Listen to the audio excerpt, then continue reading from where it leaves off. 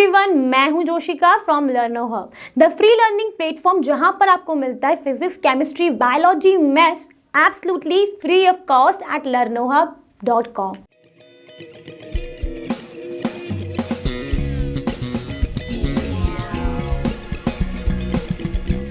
तो बच्चों, आज हम स्टार्ट करने वाले हैं एनसीईआरटी सॉल्यूशन क्लास 9th के चैप्टर का नेम है force and laws of motion.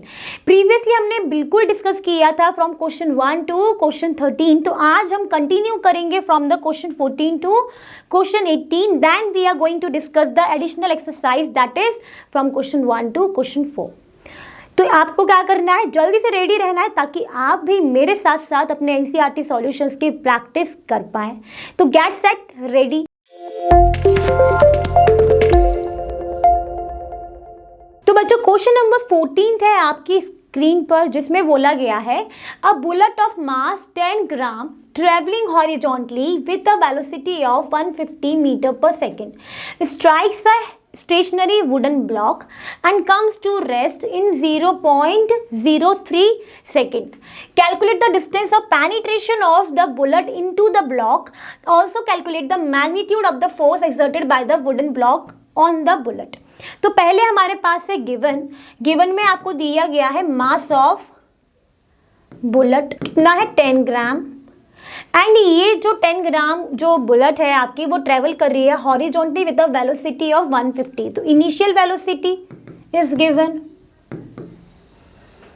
किस डिनोट करते हैं इनिशियल वेलोसिटी को? हम डिनोट करते हैं यू से, which is 150 metre per second. Then आपको बोला गया है कि ये जो बुलेट है स्टेशनरी ब्लॉक में जाती है, वहां पर जाके कम्स टू रेस्ट। तो मतलब फाइनल वेलोसिटी क्या हो गई v 0, एंड टाइम दिया गया है t 0.03 सेकेंड। फिर आपको कैलकुलेट करना है distance of penetration of the bullet into the block. पहले आप ये कैलकुलेट करोगे, तब आपको निकालना है फोर्स। ठीक है, अब यहां पर देखो कि अगर मान लेते हैं कि ये रहा आपका एक वुडन ब्लॉक और ये रही गन की क्या बुलेट। ठीक है, जब ये बुलेट का मास आपको गिवन है एंड वो जिस वेलोसिटी से गई है वो वेलोसिटी आपको पता है, और फिर बाद में जाके वो रेस्ट पोजीशन पर आ जाती है आफ्टर सम टाइम जो आपको गिवन है 0.03 सेकेंड। फिर आपको डिस्टेंस ऑफ पेनिट्रेशन मतलब ये कितने दूर जाके यहाँ पर रुकी है, अंदर गई है, पेनिट्रेट होकर कितना दूर तक गई है, ये आपको पूछा गया है। ठीक है, यहाँ तक बात हुई क्लियर। अब आप देखो, अब आपको पेनिट्रेशन निकालना है तो आपको किसकी जरूरत पड़ेगी? एक्सीलरेशन की जरूरत पड़ेगी। तो आप यहाँ पे लिखोगे to calculate the distance of penetration of the bullet you have to calculate the acceleration. ठीक है, तो आप यहाँ पे लिख दो to find the distance of penetration you have to calculate acceleration। क्यों कर रहे हैं? क्योंकि वो जिस वेलोसिटी से गया, जो वेलोसिटी है तो एक्सीलरेशन भी होगी। एक्सीलरेशन क्या होता है? Rate of change of velocity. तो वो एक्सीलरेशन पता चल जाएगा तो आपके लिए डिस्टेंस और फोर्स दोनों ही निकालना सिंपल हो जाएगा, क्योंकि फोर्स क्या होता है? Mass into acceleration. ठीक, आप यहाँ पर अप्लाई करोगे फर्स्ट इक्वेशन ऑफ मोशन। क्यों अप्लाई करोगे? क्योंकि वहां पर आपकी इक्वेशन होती है v equal to u plus a t. यहाँ पर आपके पास v गिवन है, u गिवन है, t गिवन है, तो यहाँ से आपका एक्सीलरेशन निकल आएगा। इसीलिए हमेशा हमको इक्वेशन इस तरीके से चूज करनी है कि जो हमारे गिवन फॉर्मेट के अकॉर्डिंग सुटेबल बैठे। ठीक, तो यहाँ पर v है आपका 0, u आपको गिवन है 150 एंड एक्सीलरेशन आपको निकालना है, एंड t आपको गिवन है 0.03। ठीक है, यहाँ से आपका एक्सीलरेशन आएगा -150 अपॉन 0.03। दैट मीन्स ये गए ऊपर 100 और एक्सीलरेशन आ जाएगा आपका 5 माइनस का 5000 मीटर पर सेकेंड स्क्वायर। ये क्या कैलकुलेट हो गया आपका एक्सीलरेशन। अब एक्सीलरेशन का नेगेटिव साइन क्या शो करता है, रिटार्डेशन शो करता है, ठीक है इतना। ये क्या शो करेगा, रिटार्डेशन। अब आपको क्या कैलकुलेट करना है, यहाँ पर डिस्टेंस ऑफ पेनिट्रेशन, वो क्या होता है डिस्टेंस, यहाँ पर s होता है, तो आपको s कैलकुलेट करना है। अब s किस इक्वेशन में आता है आपका, s के लिए कौन सी इक्वेशन यूज करें जिसमें v हो, u हो एंड s भी हो, एक्सीलरेशन भी हो। वो इक्वेशन होती है v square equal to u square plus 2as। पढ़ी हुई है ना लॉ ऑफ इक्वेशंस में, इक्वेशन ऑफ मोशन में आपने ये वाली इक्वेशन पढ़ी होगी, ठीक। अब यहाँ पर देखो कि v square equal to u square plus 2as है, यहाँ पर v गिवन है, u गिवन है, a आपने निकाल लिया है, s आप निकाल ही लोगे। तो यहाँ पर हो जाएगा 0 माइनस u है आपका 150 का स्क्वायर अपॉन 2a, तो 2a में आ जाएगा 2 इंटू माइनस का 5000 इक्वल टू s, ठीक है। यहाँ से ये नेगेटिव नेगेटिव साइन क्या होने वाले हैं, कैंसिल होने वाले हैं। तो ये हो जाएगा माइनस 150 का स्क्वायर अपॉन माइनस 10, 30 अलग कैंसिल हो गया। ये क्या है आपका s, और आपका s फाइंड क्या हो जाएगा आफ्टर डूइंग द कैलकुलेशन, तो आपका s कैलकुलेट होकर आएगा 2.25। अब बात होगी यूनिट की, तो यूनिट में आपका आएगा मीटर, डिस्टेंस है तो मीटर में आ जाएगा। यहाँ तक बात हो गई क्लियर, मतलब हमने इसका ये वाला जो पोर्शन है distance of penetration of the bullet into the block हमने कैलकुलेट कर लिया 2.25 मीटर, मतलब ये 2.25 मीटर तक पेनिट्रेट करेगी। अब क्या कैलकुलेट करना है आपको, फोर्स कैलकुलेट करना है।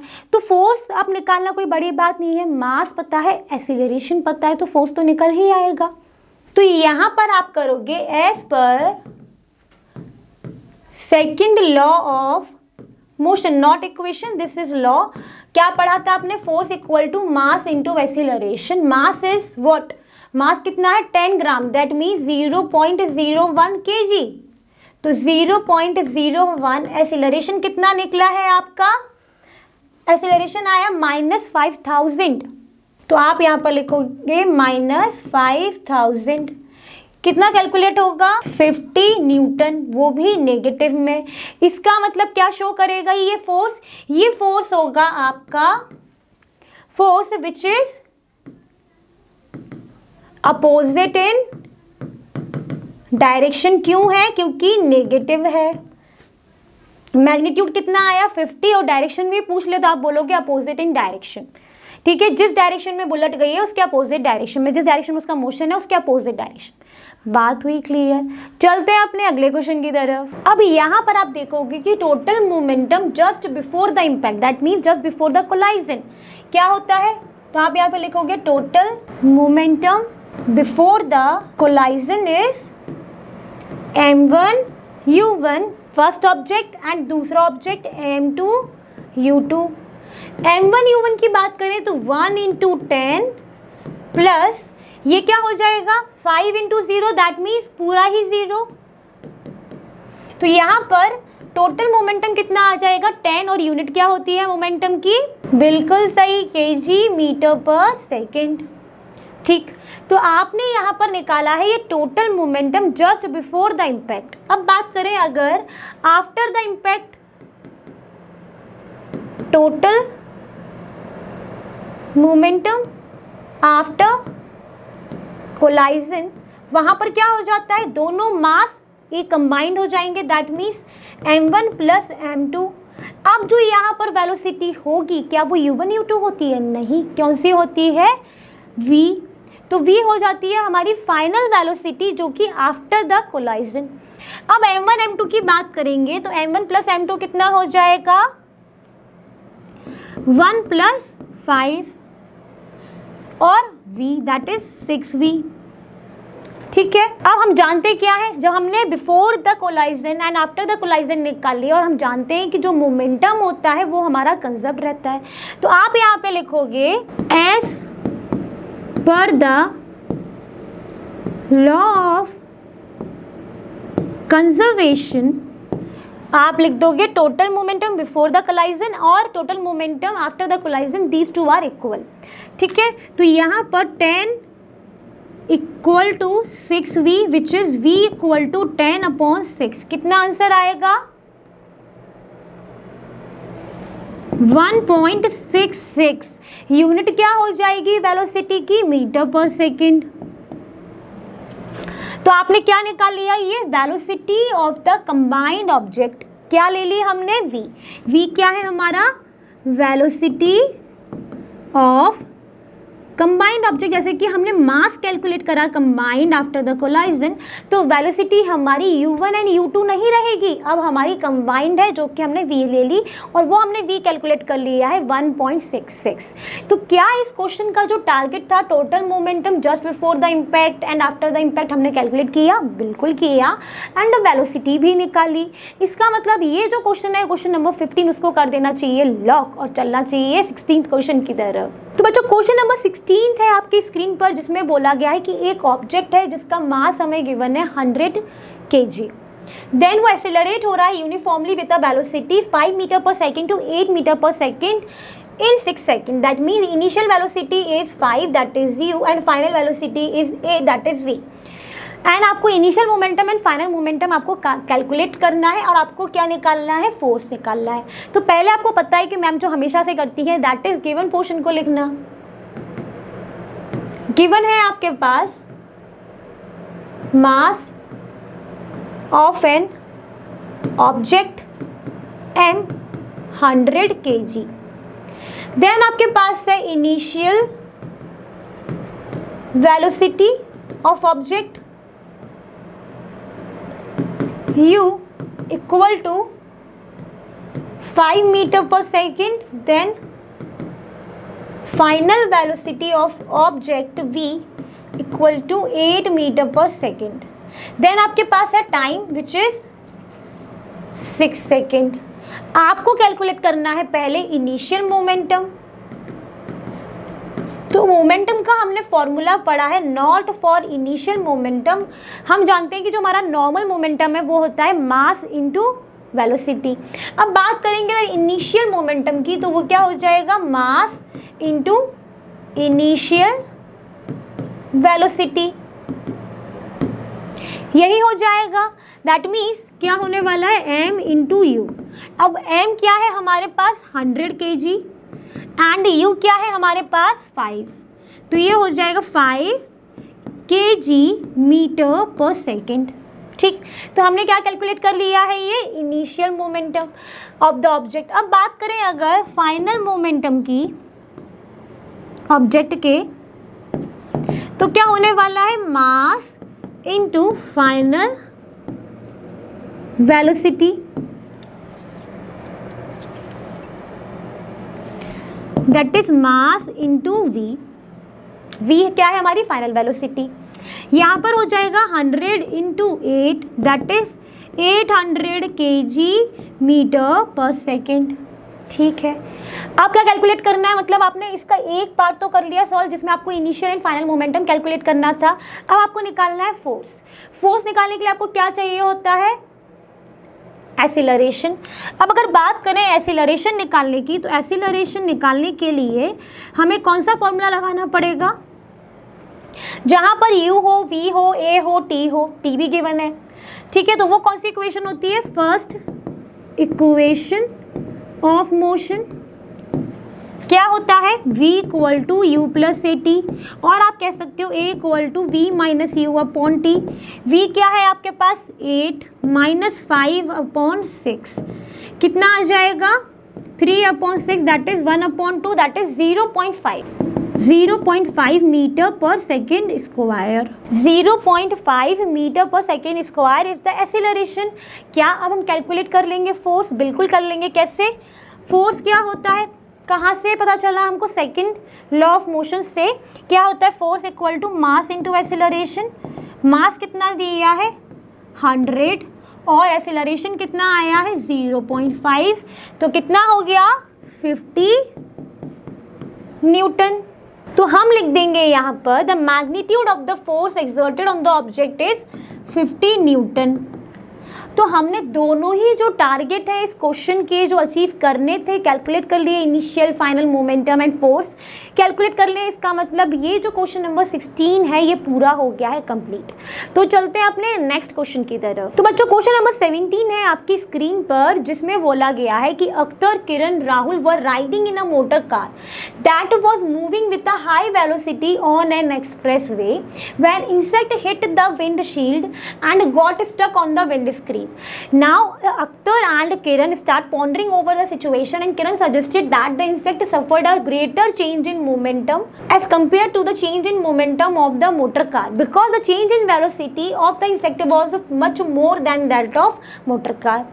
Now Akhtar said that since the motor car was moving with a larger velocity, it exerted a larger force on the object that is on the insect, and as a result the insect died. Rahul was putting an entirely new explanation that both the motor car and the insect experienced the same force and the change in their momentum. Comment on this situation. अब पूरा question जब मैंने पढ़ा तो आपको लग रहा होगा पता नहीं इस क्वेश्चन में क्या ही करना है, बहुत लेंदी है, बहुत टिपिकल होने वाला है, कुछ समझ में नहीं आया, यही लग रहा होगा।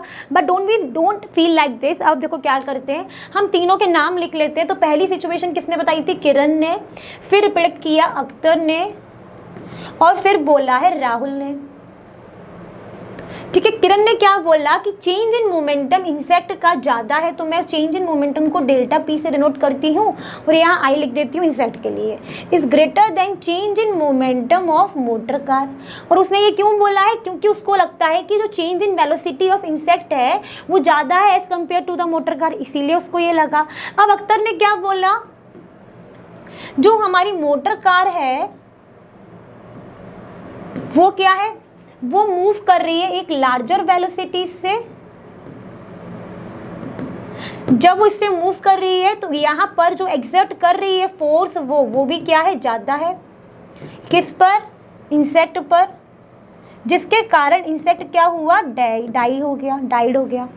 ठीक है, अब राहुल ने क्या बोला? राहुल ने बोला कि that both the motor car and insect क्या कर रहे हैं, experience same force and change in their momentum. क्या है, सेम ही रहेगा, ये उसने बोला। ठीक है, अब इन तीनों में से किसका सजेशन आपको सही लगता है वही हमको बताना है। ठीक, अब अगर बात करें किरण की, तो किरण ने जब ये बोला कि जो change in momentum of insect is greater than the change in momentum of motor car, तो क्या ये सही होगा? नहीं। क्यों? क्योंकि हमने क्या पढ़ा है, कंजर्वेशन ऑफ मोमेंटम। तो ये कंडीशन तो सही नहीं हो सकती। और उसके अलावा भी अगर आप देखो तो क्या इंसेक्ट की वेलोसिटी ज़्यादा होगी as compare to the motor car? नहीं, क्योंकि मास किसका ज़्यादा है, कार का ज़्यादा रहेगा, वेलोसिटी भी कार की ज़्यादा रहेगी, तो ये सिचुएशन तो नहीं होने वाली। तो इसीलिए जो किरण का प्रेडिक्शन है वो तो क्या है, गलत हो गया है। अब अगर बात करें अख्तर की, तो अख्तर ने क्या बोला कि जो मोटर कार है वो लार्ज वेलोसिटी से जा रहा है, इसीलिए वो एक लार्ज फोर्स एक्सर्ट कर रहा है इंसेक्ट के ऊपर, जिसके कारण इंसेक्ट क्या है, डाई हो गया है। तो यहाँ पर जो ये वाली बात उसने कही है कि ये लार्जर वेलोसिटी से जा रहा है, ये तो नहीं होने वाला है सही। हाँ, बट ये सही है कि वो लार्जर फोर्स अप्लाई कर रहा है इंसेक्ट के ऊपर। तो इसका मतलब क्या हुआ, अख्तर की जो बात है वो पार्शियली सही है। ठीक है, पार्शियली करेक्ट है, नॉट फुली। यहाँ पर क्या होना चाहिए था, यहाँ पर होगा कि जो मास है मोटर कार का वो ज़्यादा है as compare to the insect. जब मास ज़्यादा हो गया तो फोर्स हमारा होता है mass into acceleration, therefore force क्या है, वो भी ज़्यादा हो गया है। जब फोर्स ज़्यादा लग रहा है इंसेक्ट के ऊपर, इसीलिए वो इंसेक्ट की डेथ हो जाती है। तो यहाँ पर लार्जर वेलोसिटी की जगह पे क्या लिखना चाहिए था, उसको लार्जर मास लिखना चाहिए था। तो ये पार्शियली करेक्ट हो गया। अब या तो पार्शियली करेक्ट करोगे या फिर इसको भी रॉन्ग करोगे। ठीक है, फिर बात करें अगर राहुल की, तो राहुल ने क्या देखा, राहुल ने देखा कि जो ये मोटर कार और इंसेक्ट है, जब यहाँ से इंसेक्ट आया उसका एक्शन लगा, तो यहाँ से जिस फोर्स से वो लगा उसी फोर्स से रिएक्शन हुई। ये कहाँ पर उसने पढ़ा था, उसने पढ़ लिया था ये चैप्टर जिसका नाम तो आपको पता ही है। और ये क्या हुआ हमारा, थर्ड लॉ ऑफ मोशन, जिसमें उसने देखा कि equal and opposite force applied होता है। ठीक है, तो जब यहाँ पर इंसेक्ट आया तो उसका जो फोर्स था that is equal and opposite to the force exerted by the motor car. तो आप यहाँ पे लिख दोगे the force exerted by the insect is equal and opposite to the force exerted on the motor car. ठीक है, equal and opposite रहेगा। बात हुई क्लियर। इसीलिए यहाँ पर उसने ये कह दिया कि सेम फोर्स है, बट क्या है, उनका सेम फोर्स अप्लाइड हुआ है बट डायरेक्शन ही अपोजिट रहेगी और चेंज इन देयर मोमेंटम भी सेम रहेगा। ठीक, तो इसकी जो बात थी वो बिल्कुल क्या हो गई, करेक्ट हो गई। दोनों बात हो गई क्लियर। सेम फोर्स है, बिल्कुल है, मैग्नीट्यूड सेम रहने वाला है, चेंज इन मोमेंटम भी सेम है। दैट मीन्स यहाँ पर जो उसकी फर्स्ट हमने लिखी थी law of conservation of momentum, दोनों ही बात यहाँ पर उसने बिल्कुल सही कही, थर्ड लॉ ऑफ मोशन और चेंज लॉ ऑफ कंजर्वेशन के अकॉर्डिंग। तो राहुल का प्रेडिक्शन बिल्कुल सही था। इसका मतलब 17th क्वेश्चन भी बिल्कुल सॉल्व हो गया है। दिख रहा था बड़ा, बट उतना टिपिकल नहीं है, सिर्फ आपको लॉजिक पता होना चाहिए तो आप आराम से कर लोगे। चलते हैं अपने 18th क्वेश्चन की तरफ। तो बच्चों क्वेश्चन नंबर 18 है आपकी स्क्रीन पर, जिसमें बोला गया है how much momentum will a dumbbell of mass 10 kg transfer to the floor if it falls from a height of 80 centimetre, take its downward acceleration to be 10 metre per second square. So this is the question. तो पहले हमारा काम होगा given देखना। तो given में है हमारे पास mass of a dumbbell m that is 10 kg। फिर आप जब उसको ड्रॉप करोगे तो वहां पर इनिशियल वेलोसिटी इसकी हो जाएगी 0। फिर आप क्या देखोगे, डिस्टेंस कितना ट्रेवल किया है, डिस्टेंस कितना कवर्ड है। तो डिस्टेंस को हम डिनोट करेंगे एस से, दैट इज 80 सेंटीमीटर। तो ये कितना हो जाएगा मीटर में, 0.8 मीटर। फिर उसने बोला है कि आपको जो डाउनवर्ड एक्सीलरेशन है उसको आपको लेना है 10 मीटर पर सेकेंड स्क्वायर। तो यहाँ पर आप लिखोगे downward acceleration equal to 10 metre per second square. आपको कैलकुलेट करना है मोमेंटम, जिसको हम डिनोट करते हैं P से, आपको कैलकुलेट करना है। तो पहले हमारा इस मोमेंटम को कैलकुलेट करने के पहले आपका क्या काम होगा, जब U पता है, A पता है, S पता है, क्या निकाल सकते हो आप, V निकाल सकते हो। V क्या होगा आपका, फाइनल वेलोसिटी आप कैलकुलेट कर लोगे। कहाँ से कैलकुलेट करोगे, तो आप लिखोगे as per third equation of motion क्या कहती है, v square minus u square is equal to 2as। v आपको कैलकुलेट करना है, यहाँ पर u आपका 0 है तो 2as that is 0 plus 2 into a कितना है 10, s कितना है 0.8, कितना आ जाएगा 16, और v कितना हो गया 4 मीटर पर सेकेंड। कैसे, अंडर रूट ले लिया 16 का, तो कितना आ गया 4 मीटर पर सेकेंड आ गया। तो आपका v कैलकुलेट हो गया, तो मोमेंटम निकल आएगा। बिल्कुल, मोमेंटम क्या होता है, p equal to mv mass into velocity. Mass already given है 10 kg एंड आपने अभी निकाला है वेलोसिटी 4 मीटर पर सेकेंड। तो मल्टीप्लाई 4 दैट इज 40 यूनिट क्या हो जाएगी, मास की kg मीटर पर सेकेंड। तो आपने यहाँ पर कैलकुलेट क्या कर लिया, momentum, where p is the momentum. तो इस क्वेश्चन का यही तो था टारगेट, कि हमें मोमेंटम निकालना था, वो हमने कैलकुलेट कर लिया। इसका मतलब क्वेश्चन नंबर 18 तो हो गया है प्रॉपर सॉल्व। तो अब देखने जाएंगे हम अपनी additional exercise of this chapter. तो बच्चों आपकी स्क्रीन पर एडिशनल एक्सरसाइज का क्वेश्चन 1 आ चुका है, जिसमें बोला गया है the following is the distance time table of an object in motion. आपको टाइम और डिस्टेंस के बीच में एक टेबल दी गई है। अब आपको यहाँ पर देखना है कि 0 सेकेंड पर डिस्टेंस आपकी क्या थी, 0 है। ठीक है, जब डिस्टेंस 0 है, टाइम 0 है, तो स्पीड या वेलोसिटी भी 0 है। यहाँ पर आप देखोगे तो यहाँ पर 1, 2 पर 8 हो गई, 3 पर 27, 4 पर डिस्टेंस हो गई 64। इसका मतलब आप देख रहे हो इसके एज पर द टेबल जो आपकी डिस्टेंस है वो हर टाइम इंटरवल के साथ क्या हो रही है, इंक्रीज हो रही है एट एवरी टाइम इंटरवल। अब जब डिस्टेंस इंक्रीज होगी तो स्पीड भी इंक्रीज हो रही होगी, स्पीड या वेलोसिटी भी इंक्रीज होगी। जब वेलोसिटी भी इंक्रीज हो रही होगी, therefore velocity increasing, and if velocity increasing that means acceleration is also increasing. Why? Because acceleration is what? Rate of change of velocity is acceleration, तो एक्सीलरेशन इंक्रीज होगा। तो यहाँ पर आप देखोगे इसके ए पार्ट में क्या पूछा है, what conclusion can you draw about the acceleration, that acceleration is increasing, is it constant, increasing और डिक्रीजिंग और zero? Obviously it is increasing because distance at every time interval from the previous one is increasing. तो when distance is increasing and velocity increasing, that means acceleration is also increasing। तो हमने ए part ये solve कर लिया। अब अगर बात करें इसके बी पार्ट की, तो बी पार्ट में क्या बोला है, what do you infer about the force acting on the object, क्या इन फोर्स जो अप्लाई होगा वो क्या होगा? तो फोर्स की बात करें तो फोर्स क्या होता है, मास इनटू एक्सीलरेशन। अब मास तो जो है ऑब्जेक्ट का वो क्या रहेगा, हर टाइम इंटरवल में कांस्टेंट हो जाएगा। मास ऑफ ऑब्जेक्ट क्या होने वाला है, कांस्टेंट रहेगा, चेंज तो नहीं होगा। बट यहाँ पर जो एक्सीलरेशन है वो क्या हो रहा है आपका, इंक्रीज हो रहा है। तो दैट मीन्स देयरफॉर फोर्स भी क्या होगा आपका, वो भी इंक्रीज होगा।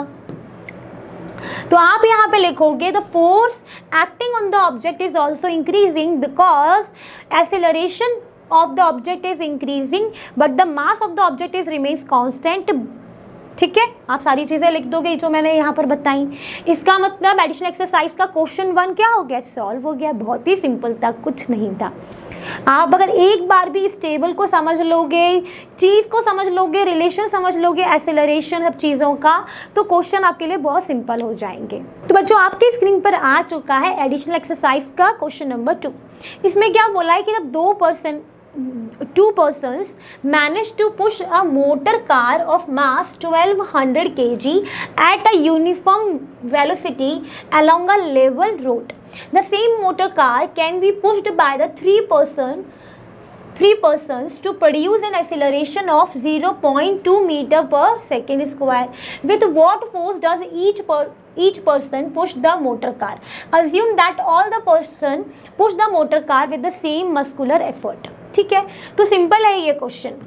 गिवन में क्या है आपके पास, गिवन है आपके पास मास ऑफ मोटर कार कितना है, 1200 kg।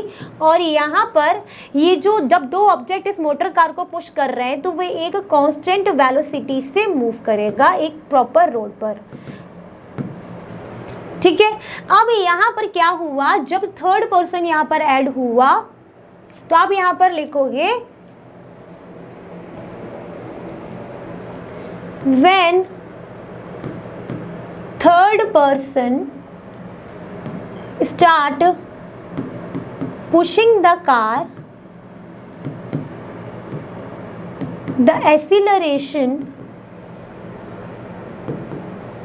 A equal to 0.2 metre per second square. ठीक है, ये बात हुई क्लियर।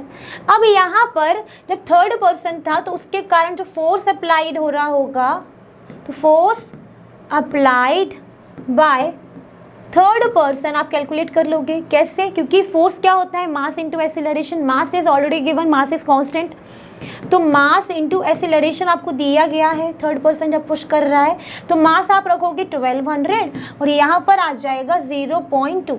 यहाँ से कैंसिल, कितना हो गया, 240 न्यूटन। तो ये कब फोर्स है, ये कौन सा फोर्स है, जब थर्ड पर्सन जो फोर्स अप्लाई कर रहा है वो 240 न्यूटन है। बट यहाँ पर आप एक लाइन पढ़ोगे, क्या है, assume that all person push the motor car with the sum, उनका जो मस्कुलर एफर्ट है वो क्या है, सेम है। जब उनका मस्कुलर एफर्ट सेम होगा तो जो फोर्स अप्लाई भी होगा वो क्या होगा, सेम हो जाएगा। कितना, 240 न्यूटन। क्यों हो रहा है, because all three persons having same muscular effort. तो इसीलिए जो फोर्स है वो भी क्या हो जाएगा, सेम हो जाएगा। बात हो गई क्लियर, हमने कर लिया क्वेश्चन सॉल्व। तो हमने देखेंगे, हम यहाँ पर लिखेंगे force applied by each person to push the motor car is 240 newton. क्यों है, रीजन मैंने यहाँ पर लिख दिया है। इसका मतलब क्वेश्चन नंबर 2 भी हो गया सॉल्व। तो देखते हैं इसका क्वेश्चन नंबर 3। तो बच्चों आपकी स्क्रीन पर आ चुका है एडिशनल एक्सरसाइज का क्वेश्चन नंबर 3। ठीक, यहाँ पर क्या बोला गया है, a hammer of mass 500 gram moving at 50 metre per second strikes a nail. The nail stops the hammer in a very short time of 0.01 second. What is the force of the nail on the hammer? ठीक है, पहले क्या काम करेंगे, given portion को लिखेंगे। तो given में है आपके पास मास ऑफ हैमर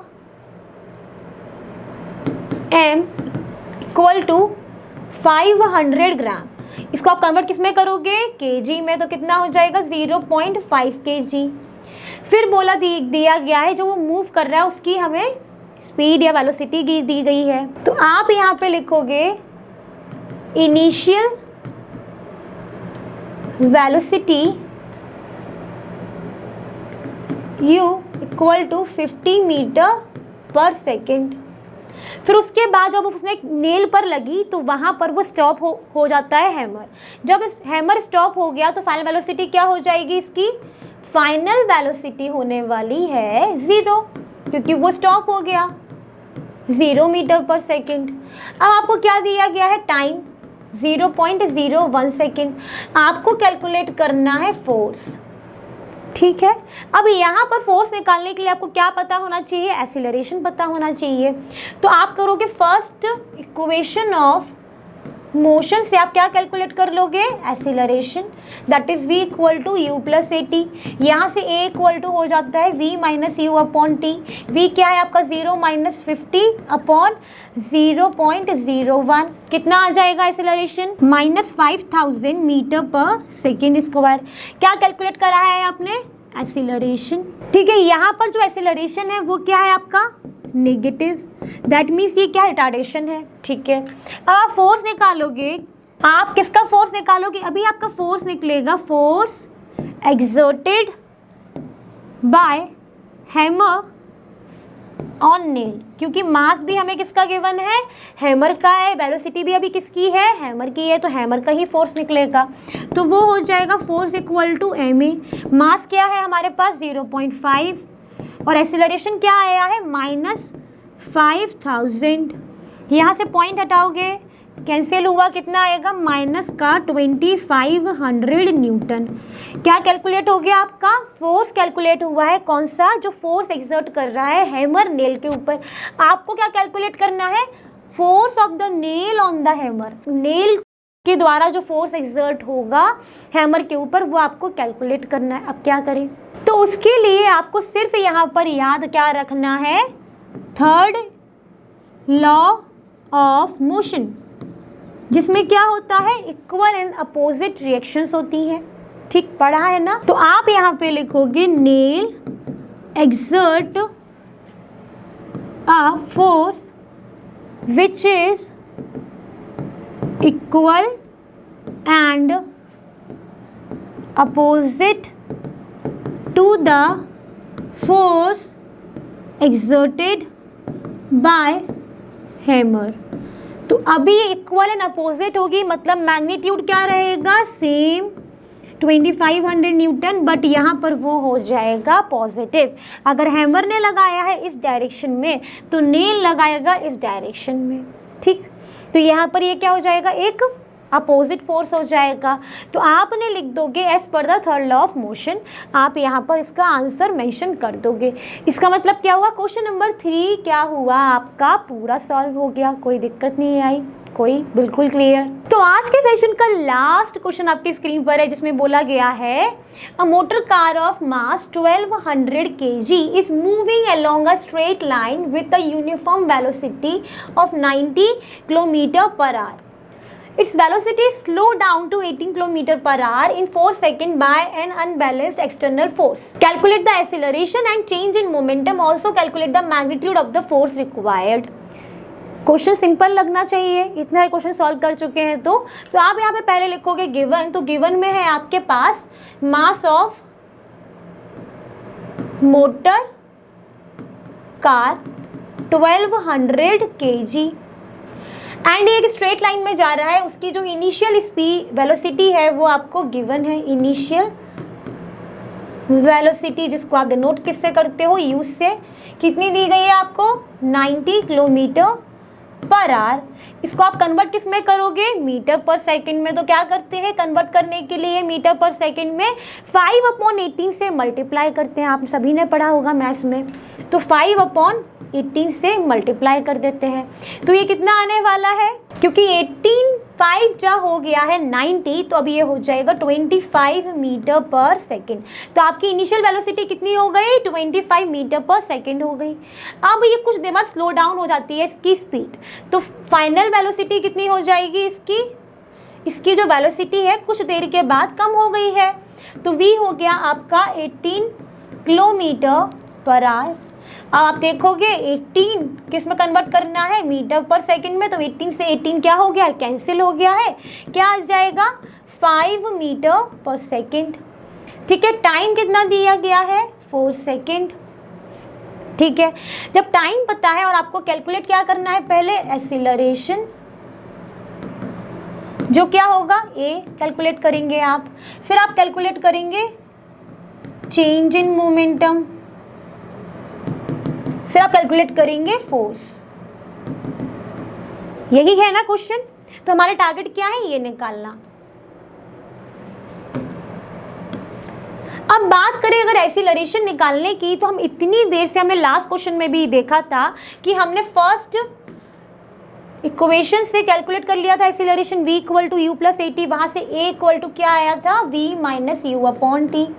यहाँ पर v कितना है आपके पास 5 -25, t क्या है 4, कितना आ जाएगा -20/4 which is -5 metre per second square is the acceleration. आपका एक्सीलरेशन कैलकुलेट हो गया है, that is -5 metre per second square. है नेगेटिव साइन क्या शो करता है, ये शो करेगा रिटार्डेशन। ठीक, अब आप क्या निकालोगे, change in momentum. Change in momentum क्या होता है हमारा, mv - u, that is change in momentum. अब चेंज इन मोमेंटम के लिए हमारे पास मास ऑलरेडी गिवन है, कितना 1200, v कितना है हमारे पास 5, u कितना है -25 हो जाएगा। 1200 मल्टीप्लाई माइनस का 20 करोगे तो कितना आएगा, -24,000 kg metre per second is the change in momentum. तो यहाँ पर आपके जो दो टारगेट थे, acceleration and change in momentum, आपने कैलकुलेट कर लिया है। अब क्या बचा है, इससे फोर्स निकालना। तो फोर्स निकालना तो क्या है, आपने पढ़ा हुआ है, कहाँ पर, फोर्स इक्वल टू m में कहाँ पढ़ा है आपने, लॉ ऑफ मोशन में पढ़ा हुआ है, that force equal to mass into acceleration होता है। यहाँ पर मास है आपका 1200, एक्सीलरेशन कितना है -5, दैट इज क्या आंसर आएगा आपका, कितना आंसर आ गया, -6000 न्यूटन। यहाँ पर पूछा गया था सिर्फ आपसे मैग्नीट्यूड, तो मैग्नीट्यूड क्या हो जाएगा फोर्स का, जहाँ पर आप नेगेटिव साइन को नहीं लेंगे वो हो जाएगा 6000 न्यूटन। तो magnitude of the force required is 6000 Newton. और कोई डायरेक्शन पूछेगा तो आप नेगेटिव साइन के कारण क्या बोल दोगे, ये अपोजिट डायरेक्शन में होगा मोशन के। ठीक, तो यहाँ पर मैग्नीट्यूड ही पूछा है तो हमने मैग्नीट्यूड ही बता दिया है, लिख दिया है। इसका मतलब हमारे आज के सेशन का लास्ट क्वेश्चन भी हो गया है सॉल्व। तो आई होप आज हमने जितने भी क्वेश्चन सॉल्व किए हैं वो आपके दिमाग में हो गए होंगे एकदम स्टोर, और आपने भी किए होंगे मेरे साथ साथ अपनी NCERT सॉल्यूशंस की प्रैक्टिस। जैसा कि आप जानते ही हैं, लर्नो फ्री है पर बेस्ट, और यहाँ पर आपको मिलता है physics, chemistry, biology, maths absolutely free of cost eight learnerhub.com। Thank you.